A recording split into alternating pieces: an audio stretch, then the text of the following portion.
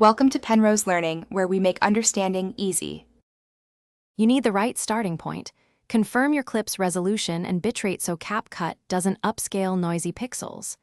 Open a new project and set frame rate and aspect ratio to match the source. This prevents automatic scaling that magnifies grain. Once done, duplicate the clip to a second track for comparison.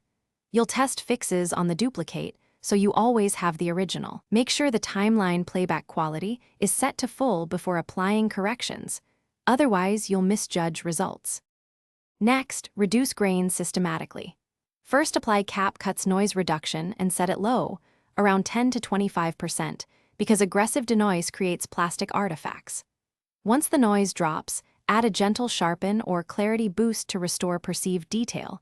Apply it sparingly so you don't reintroduce noise.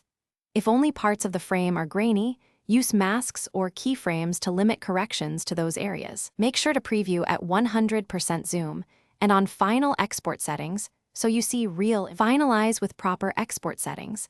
Choose the original resolution and bump the bitrate. Don't undersize it. Target a higher bitrate to preserve detail. Use a hardware encoder and enable 2-pass if Capcut offers it to get cleaner compression. Once exported, compare to the original at full size.